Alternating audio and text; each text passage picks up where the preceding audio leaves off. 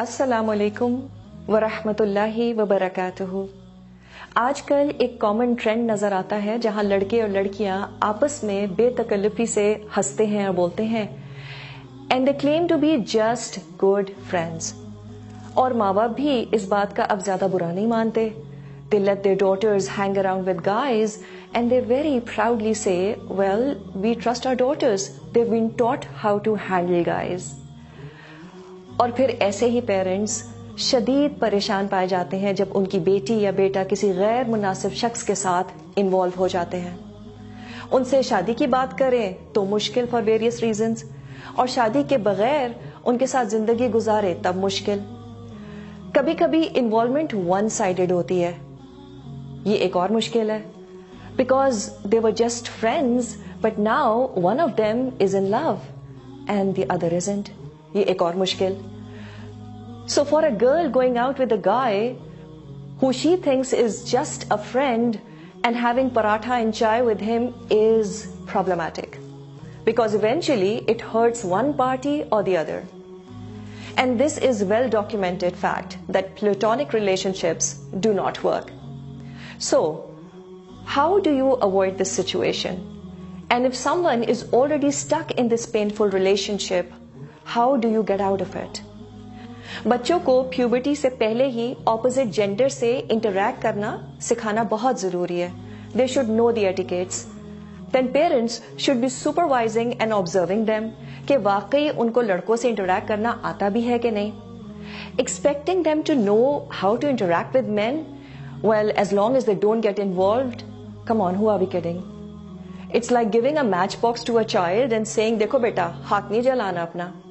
So if we could somehow inculcate a few things in our children. Number one, respectful looks. And also don't attract the opposite gender with your charms. So dressing up modestly, that plays a very important role. And this is the responsibility of both the genders. Please do not check each other out. Don't stare at each other. आपको देखने की इजाजत है, लेकिन अगर दिल में बुरे ख्यालात आते हैं या अट्रैक्शन फील होती है तो फिर इंसान नजर की हिफाजत करे। बातें जरूरतन हो और फालतू बातें ना की जाएं। Conversation should be professional and not personal.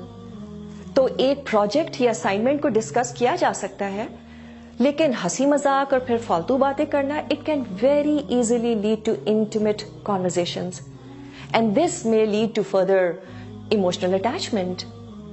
अल्लाह ने हम सबको इतनी अकल तो दी है कि हम जरूरी और फालतू बातों में फर्क कर सकें। Also in such conversations if a girl finds the guy very funny, please do not laugh at his jokes. Women usually have no idea what a kick a guy gets when a girl laughs at his jokes. तीसरी चीज क्या? Absolutely no physical contact.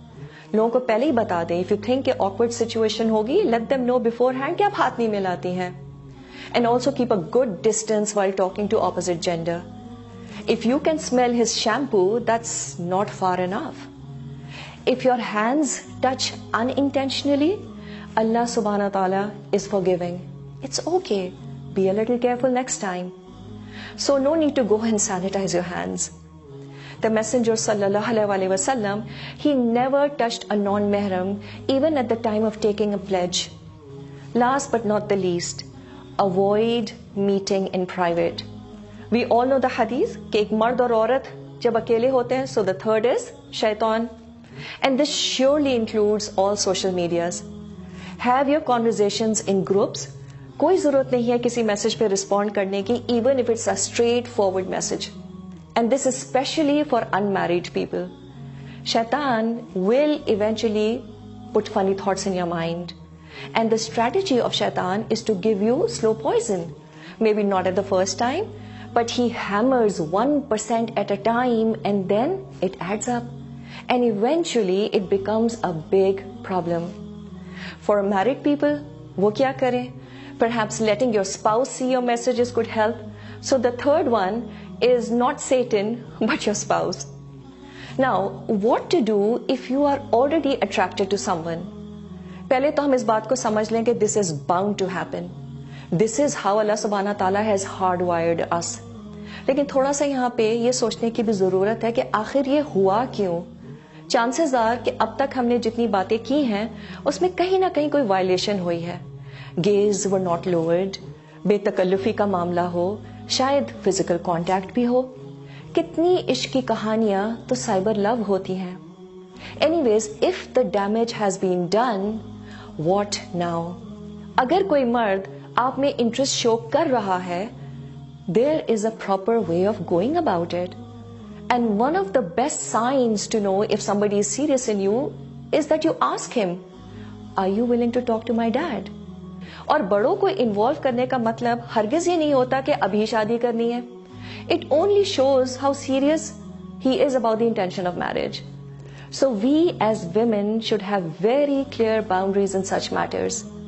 See, if you are able to make the relationship halal, that's the best thing to do. But if not, then you have to go cold turkey right now. हाँ, एक आखिरी message भेजा जा सकता है। आप इसको खत्म कर रही हैं ताकि अगला शख्स जो क्लूलेस ना रहे कि अब एकदम से क्या हो गया। ये किया जा सकता है।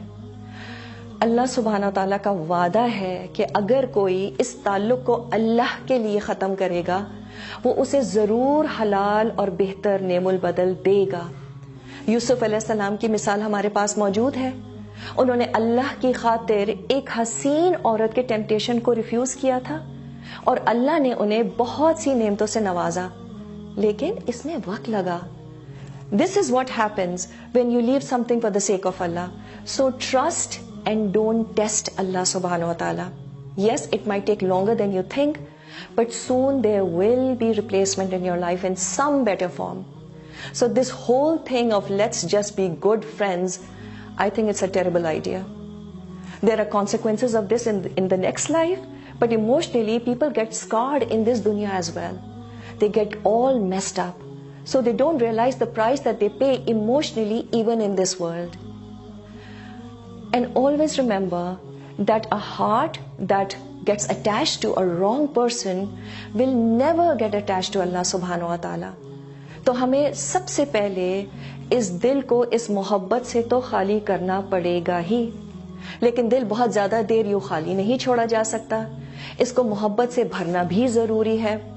But this time around, go into a halal relationship as soon as you feel that you're ready for it.